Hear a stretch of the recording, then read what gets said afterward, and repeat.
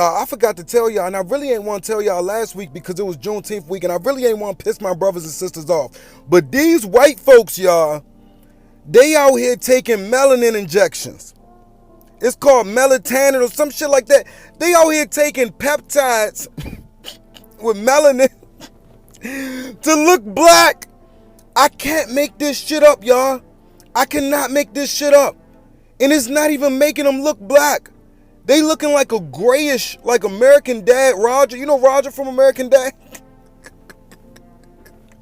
Y'all, I really can't make this shit up. I really wish it was AI. I really wish it was AI. They don't even look brown. They don't even look black. They spend all their time hating on minorities just to want to be. We always knew they wanted to be us. But why you spend hundreds, if not hundreds, thousands of dollars just to be the color of a hookah coal? What is wrong with you people? This is not even a natural color. Like, it was bad enough y'all was out here getting orange. Now y'all out here the color of a Hyundai Sonata? That color don't come out in natural form. This is not a natural occurring color in nature that y'all are being. Like, you look crazy. You look crazy. So now we got explosive diarrhea. I just seen the video of the woman just standing there, and her bowels was just letting loose, just standing in one spot.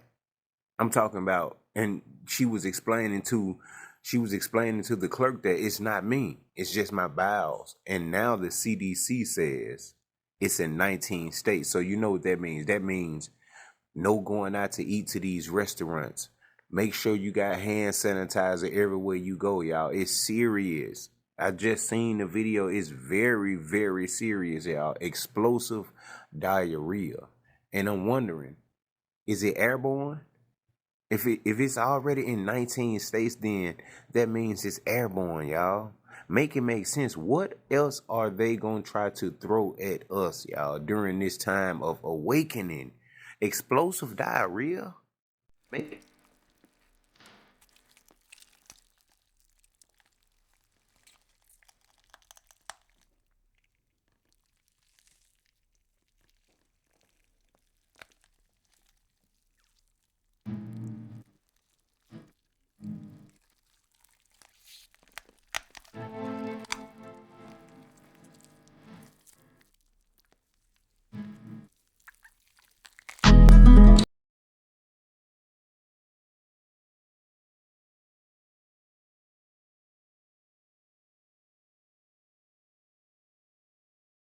They know that the Galactic Federation is real, which is a council of extraterrestrial beings, which a space official has came out and said there is a Galactic Federation. Something or someone created this realm of existence and has spliced our DNA with many different extraterrestrial beings. Now, what would happen to religion if they came out and said that was true? It would shatter the world damn near. Goes into Project Bluebeam, goes into some type of Messiah return or a fake alien invasion or whatever it is. That's the perfect segue to do so. They know if they have control of the narrative to where they're disclosing the information, like again, controlling the flow of information, they can control the masses. They can tell us what we are and what's going on in the stars and whatnot. So I think there's a lot more to the story. This plane of existence is way more than what we think it is. If you look into remote viewers, I've interviewed a lot of them. They told me the same thing. Galactic Federation is real. There gotta be a place in the world where y'all hiding, right? Because I can't find people worth a fuck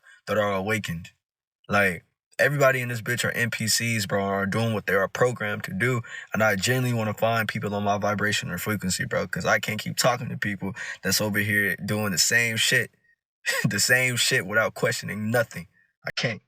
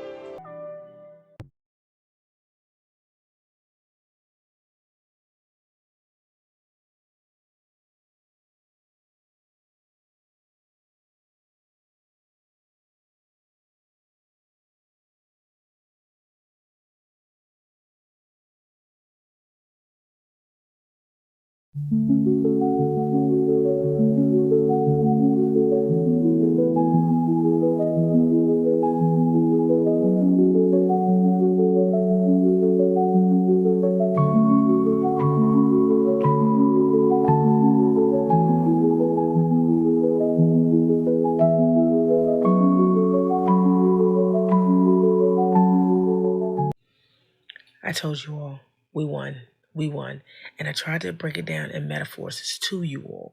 But somehow, TikTok don't allow me to say certain things. So what I'm going to do, I'm going to include this next video.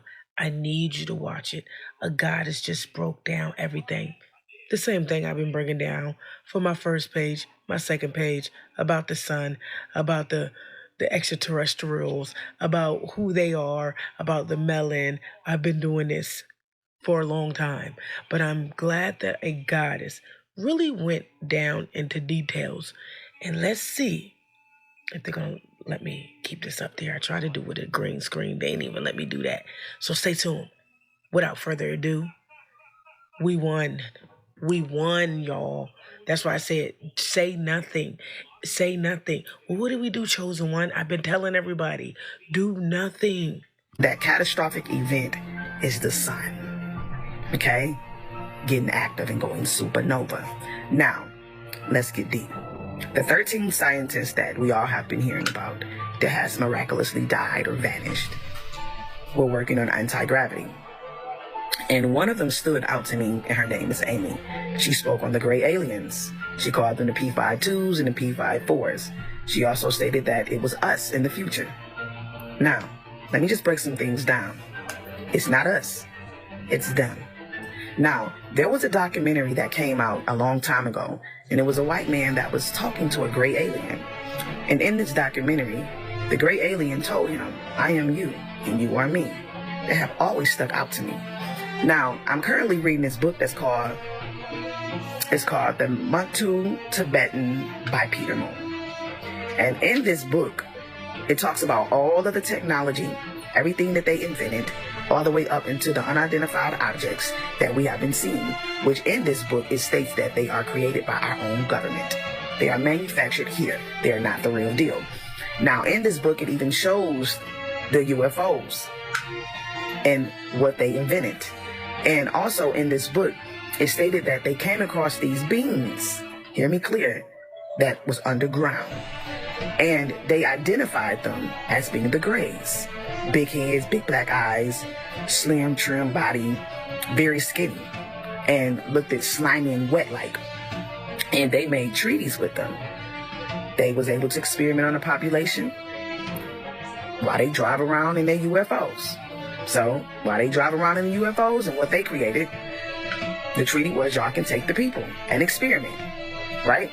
So now, seeing this today, it always dawned on me that these gray aliens, it was something to them. And it was always on my spirit that either they was us or either it was them. Now, in her video, she stated that there was an event that took place in the future. And in this event, many of the beings went underground and some of them stayed on the surface.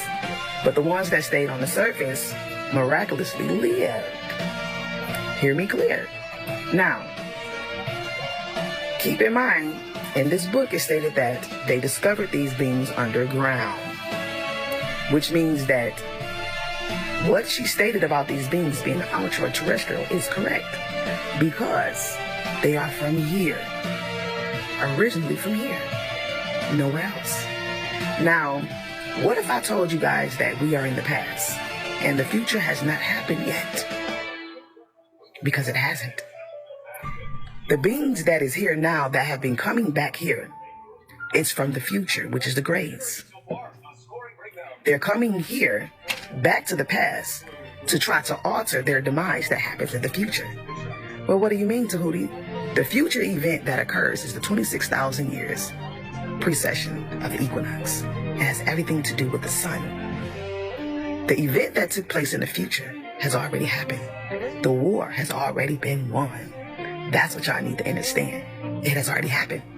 The gray aliens that is coming back here is the ones that went underground, which was them who could not take the sun in the future, which is in another timeline. And what happened was the sun altered their DNA. They went underground and they ended up transforming into the grays. The ones that stayed on the surface had the mark, which is what the Bible called the mark of the beast, which is carbon 12.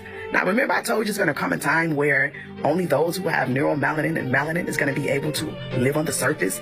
This is what I was talking about.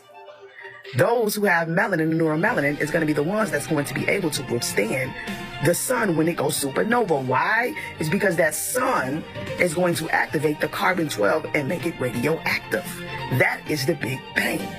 The nucleus that's inside of the atom, which is Autumn, which is Adam, the original man, is the nuke. And when that carbon 12 become active, boom, we are the Big Bang. And understand, when the Big Bang occurred, it's going to be radiation that's going to not just come from the sun, but off of us. That's going to affect those who do not have melanin, which is the mark, the extra protection, which is the highly advanced technology that protects them from it. All right? Instead, it's going to alter them. So the gray aliens that she's talking about, it is them. It was never us. We're the ones that's in the future that have returned back to our deity status, that is walking the surface. They're living underground, not just there in the future, but also here. They are the people that were here. And they're coming back to the past where we at to try to alter their demise that took place in the future. Because we already won the war. The sun already returned in the future, which is the Christ. This, like Christ said. Christ said, think not that I come to bring peace, but a sword. The sword is the rays that comes from the sun that look like swords. That's going to hit in every angle and send off different types of forms of levels of radiation that's going to chop up through this entire timeline. And those who do not have melanin, it is going to alter their DNA. Everybody's going to get altered, but some are going to get altered, not for the good. And those are the ones that turn to the grays, that hide from the sun and go underground, which is them. So you see their future selves coming back to the past. This is why they are still in our melanin. They are wiping out our people, trying to take our melanin to survive the coming boom, the coming bang, the coming supernova, the coming transformation, the coming of the 26,000 precession of the equinox, which is the golden age that's getting ready to return in this timeline. So understand, my divine beings, the time is now, and they are trying to scramble and do as much as they can to try to stop the sun from going supernova. See, the war is up against the sun. And if you don't have the blood of the sun, excuse me, you are not going to survive what is to come. This is why the scientist Amy told y'all there is an event to happen in the future, which means it has not happened here yet. Why? It's because we are in the past, and they are in cahoots with their future selves, which is the gray aliens who are underground. They don't like the sun because they remember what the sun has done to them. So with them coming over here to the past, they operate from underground. You know how they say past lives affect future events? No, future events affect past lives. So we already won the war. Have you ever noticed how when they talk about abductions, it's never us, it's always them? Because it is them abducting themselves. Because they're trying to find a way to get back into humanity and return back to their original selves. And they are taking our melanin to try to find a way to use it to protect themselves from the coming event. So this is one of those theories that sounds absolutely wild when you hear it at first. But the deeper you go into it, the more interesting the questions become. This is suggesting something that completely flips our normal understanding of time. Most of us think we're moving from the past into the future. Pretty simple, right? But what if time isn't as linear as we've been taught? What if what we call the future, what if that already exists in some form and we're just kind of like simply moving through different points of it? Now, this is where some people connect the conversation to Amy Eskridge and ideas surrounding advanced propulsion, gravity, and the nature of space-time itself. Amy was actually involved in researching concepts that challenge conventional thinking about gravity as well as the movement through space. Now, after her unfortunate death, a lot of speculation emerged online about her work, theories, and even what she may have believed about the nature of reality itself. It's important to separate verified facts from internet speculation, but the conversations that grew around her are quite interesting. One theory that's been floating around for years is that what people call the grays, that they aren't actually aliens from another planet at all. Some people think that they are actually us, or should I say, a future version of humanity. Think about that for a second. Instead of traveling across unimaginable distances through space, they are traveling through time.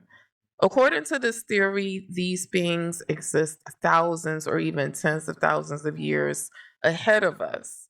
Something happens in their timeline, like a catastrophe, some type of a dead end, or maybe even an extinction level event, and they're attempting to alter the chain of events that eventually leads to their demise. Then you bring in the 26,000 year precession cycle. For those who aren't familiar with this, the Earth slowly wobbles on its axis over a period of roughly 26,000 years. Ancient civilizations were incredibly aware of this cycle, uber aware of this cycle, and often encoded it into their myths, even their architecture and their cosmology. A lot of people believe these cycles correspond to major shifts in human consciousness. Now, here's where the theory gets really interesting. What if future humanity knows something about one of these cycles that we don't? What if they know an event is approaching that creates a bottleneck in their timeline? And what if the increase in sightings that people report all around the world is somehow connected to attempts to influence key moments in history before that event unfolds? Again, I want to I want to reiterate again, I'm not saying that that is what is happening with 100% certainty. No. But if you step into the theory for a moment, it starts to explain why these beings would be interested in us specifically. They wouldn't be they wouldn't be tourists. They wouldn't be just random visitors from another star system. They would have a personal stake in our choices because our decisions become their future. Think about it. Honestly, what fascinates me most isn't even the alien part, it's the time part.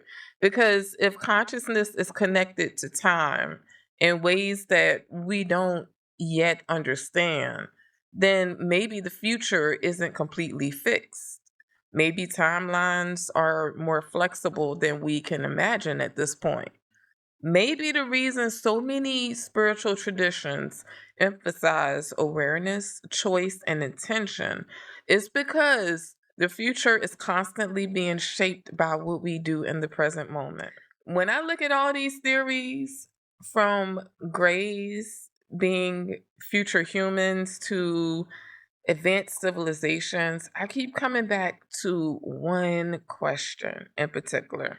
And that is, why do so many of these stories revolve around humanity standing at a crossroads? No matter which version of the story you hear, the message is surprisingly similar. Humanity is approaching some kind of transition, a choice point, a moment of consciousness, technology, and our understanding of reality collide. It all collides. Maybe the sightings people report are physical phenomena. Maybe it's all orchestrated. Maybe it's psychological. Maybe it's some government craft that has not yet been revealed to the public. Maybe it's spiritual. Maybe it's something that we don't even have the language and or understanding for yet. But but it's interesting that so many different theories, from ancient prophecies to modern UFO discussions, that they seem to circle around the same idea, that we're living during a period of profound change. We cannot eliminate that thought. And whether you believe these visitors are future humans, interdimensional beings, or just simply symbols appearing in our collective imagination, the deeper question remains the same. What kind of future are we creating right now?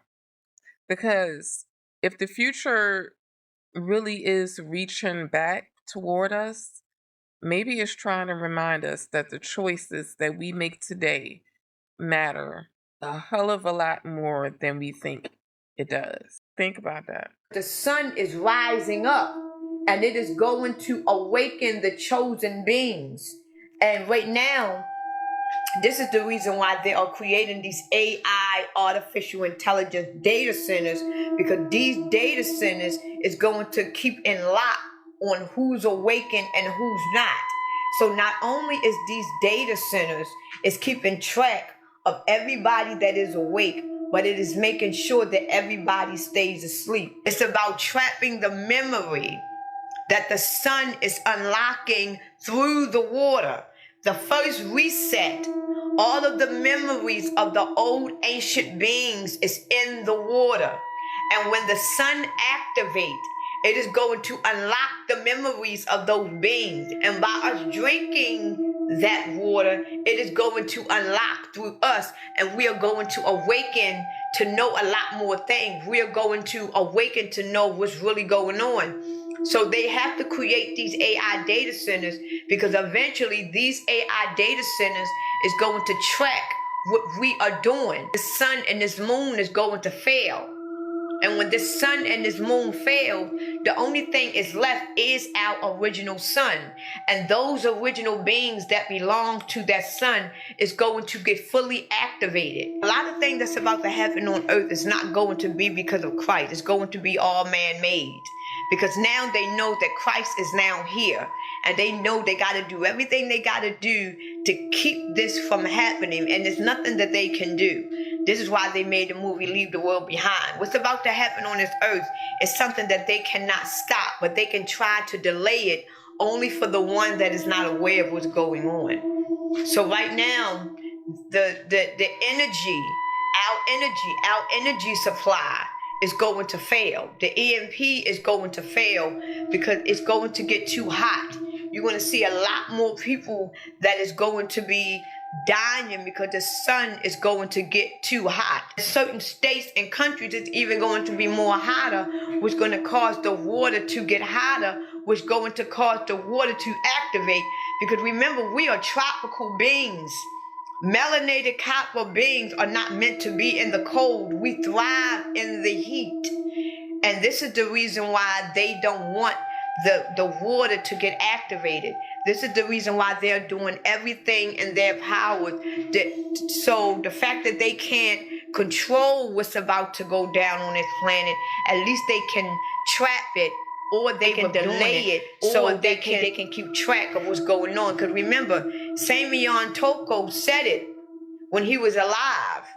You can do whatever you want to do to me, but eventually it's going to be so many people like me until you won't be able to control them, because there's going to be too many of them. And right now, that theory, his prophecy is coming alive because there's too many of us now. They can't control us.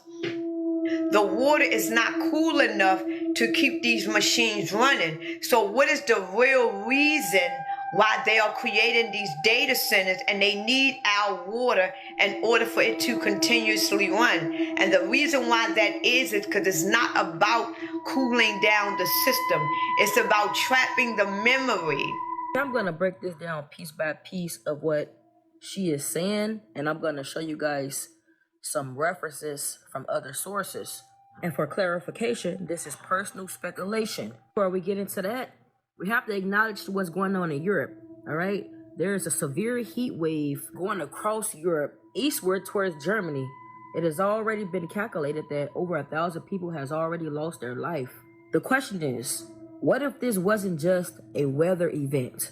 What if, in a fictional, mythological world, these waves of heat were echoes of a hidden inner sun beneath our reality an ancient source of consciousness rather than light. In this story, reality is a holographic field where consciousness, energy, and water are all connected. Every human mind broadcasts into a universal ocean of memory. As the inner sun releases powerful waves of energy, those vibrations ripple through Earth's water and into humanity itself. Trying to come to terms with memory. Right. So let's talk about that. Sure. Pribram was working under a very famous neurophysiologist named Carl Lashley. And it was at a time when it was believed that memory was stored in a specific spot in the brain, and there was something called the proverbial grandmother cell, that there was literally a cell in your brain that contained the memory of your grandmother, what you knew about your grandmother. And so they did a rather gruesome series of experiments for animal lovers, but it came out with some very profound information. They took rats and they taught them how to run mazes, and then they would surgically remove various portions of the brain. Pribram and his mentor, Carl Lashley. The reasoning being that if they could remove a portion of the brain and the rat could no longer run the maze, they'd found the area of the brain where the rat's memory of the maze running ability was encoded.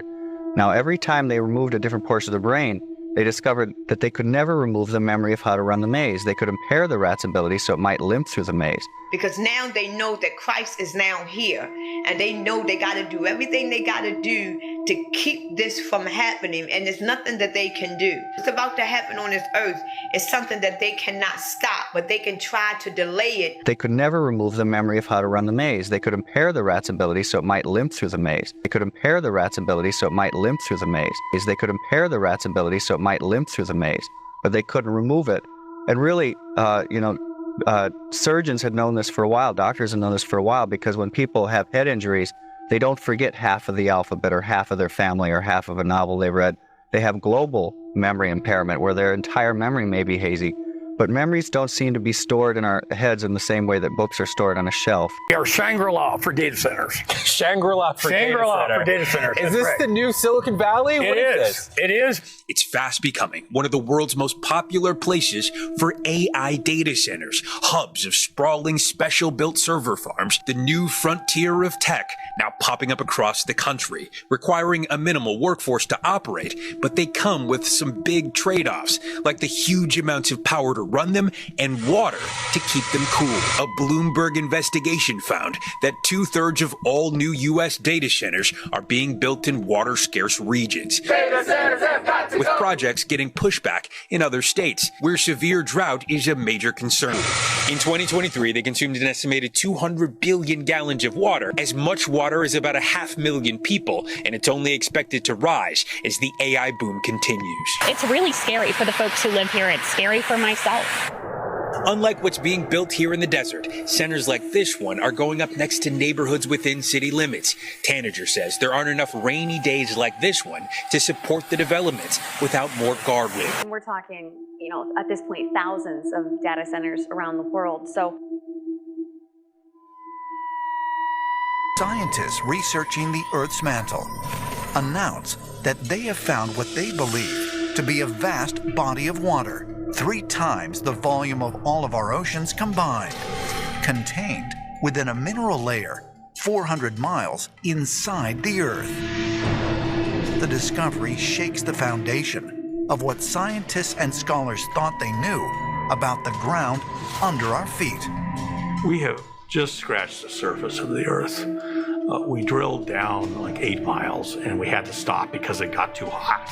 Since we have not actually drilled down far enough to confirm these findings, could it be that we may be wrong about the composition of our own Earth? Some ancient astronaut theorists say yes, and suggest that according to our earliest mythologies, an other Earth might not be found in the heavens, but deep within our own planet. One of the most consistent themes that we find in ancient cultures when we travel around the world is the idea that there is another world, another Earth inside of the planet.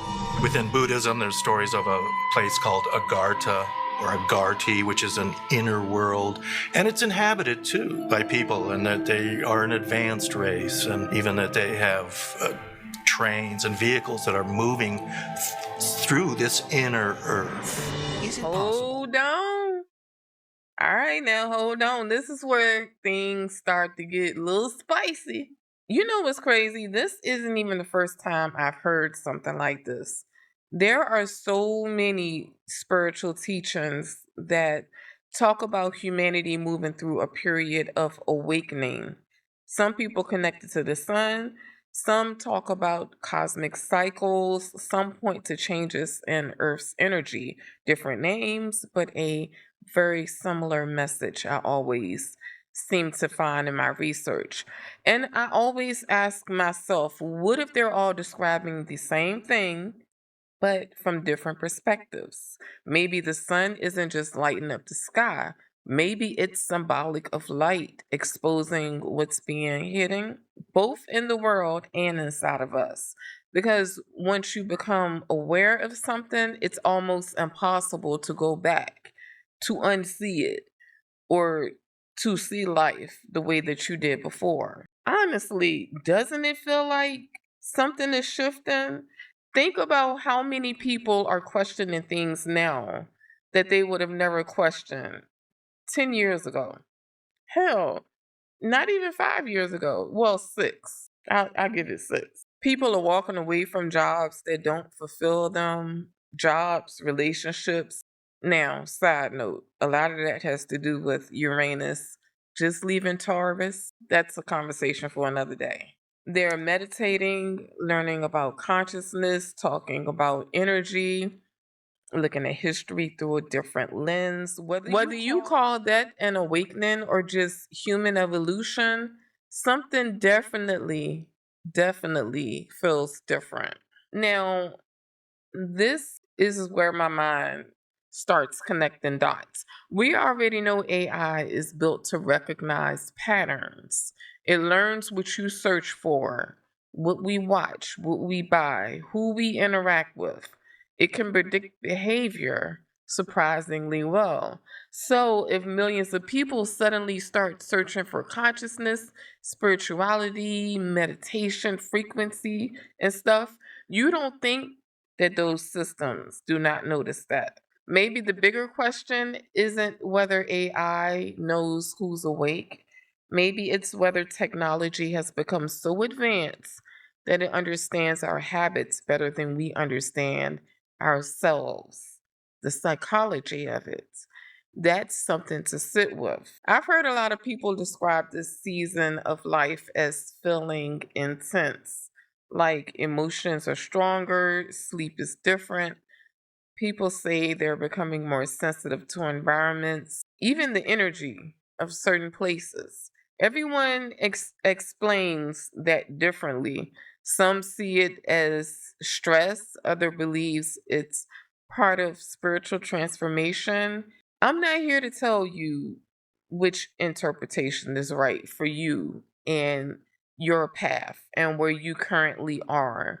I just think it's interesting how many people are describing similar experiences. One thing I've learned from exploring these kinds of topics is that not everything has to be taken at face value. Sometimes the message is hidden underneath the story. Maybe the sun represents illumination. Maybe AI represents the growing intelligence of the systems that we've created. Maybe the real warning isn't about technology becoming consciousness. Maybe it's about us becoming unconscious. Think about that. If we're constantly distracted, always scrolling, reacting, consuming, who's actually in control of our attention? Because attention is energy. And wherever your energy goes, your life tends to follow. This is why I enjoy conversations like this, not because I'm trying to convince anybody that every theory is true, it's because ideas like this push us to look beyond the surface. They make us ask those bigger questions. Who's shaping the way I think? What am I giving my energy to every day?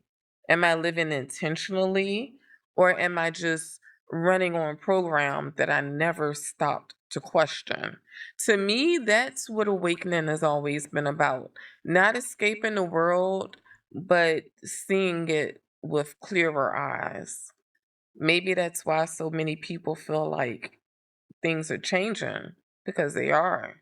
Maybe the biggest shift isn't happening out there. Maybe it's happening inside of millions of people at the same time. And if that's true, we're living through a really, really fascinating time in history. What a hell of a time to be alive right now, I must say. So, with that being said, I'm curious, how did this clip land for you? Do you think humanity is entering a new chapter of consciousness? Or do you see these ideas as symbolic ways of describing personal transformation? Let's talk about it in the comments. I have a feeling that this conversation is only getting started.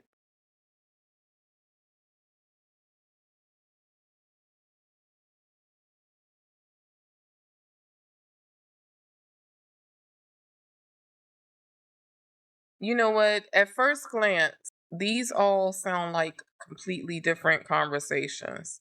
But what if they're actually pointing toward the same bigger picture? Not necessarily that every theory is literally true, but that we're living during a time where people are questioning reality in ways that they never did before. People don't just want info anymore, they want understanding. People are asking deeper questions. Who am I really? Why am I here? Why does it feel like life is changing so fast? Like literally at the drop of a dime. Why do so many people feel like something is happening, even if they can't quite explain it? Maybe that's the awakening people keep talking about. Not that everybody suddenly reaches some higher dimension overnight, but that more people are refusing to sleepwalk through life. They are paying attention now. They're questioning, they're listening to their intuition a little more than they used to. Now, the conversation about AI, that really made me stop and think. Not because I believe a machine can measure someone's spirit, but because AI doesn't have to understand your soul to understand your habits. Every search, every video, every comment, every late night rabbit hole, every time you pause on a certain topic, those patterns, they tell a story. Are you picking up what I'm putting down? I.e., I do believe that is the reason why there are so many popping up everywhere. In a way, we're teaching these systems every time you pause on a certain topic. Or am I pointing over this way? Okay. If you're picking up what I'm putting down without me having to say it out loud, these patterns tell a story. In a way, we're teaching the systems who we are every single day. That doesn't scare me as much as it reminds me to be intentional. Because if something is always competing for your attention, then your attention becomes one of the most valuable things that you own. Yes. And if attention is energy, then protecting your energy is also protecting your energy. I don't think that's talked about enough. Another thing that stood out to me was the symbolism of the sun. Across history, the sun has represented life, truth, illumination, renewal as well. So, whether someone believes it's literally affecting consciousness or if they see it as a metaphor, I think the message still pretty much lands. Light reveals, it reveals what's hidden. Sometimes that means seeing the world differently. And maybe that's why awakening can feel uncomfortable. Because once you see something clearly, you cannot unsee it. Now, as far as the grays are us from the future idea, I don't know. It's a possibility. I know that's one of those theories that immediately divides people. Some dismiss it instantly, others are completely convinced. I don't know. Personally, I think what's interesting isn't proving the theory, it's asking why so many people are drawn to it in the first place. Maybe it's because deep down we've always wondered if time is more mysterious than we realize. Maybe consciousness isn't as limited as we've been taught. Maybe reality has layers that we haven't figured out yet, which I'm about 99% sure that it probably does.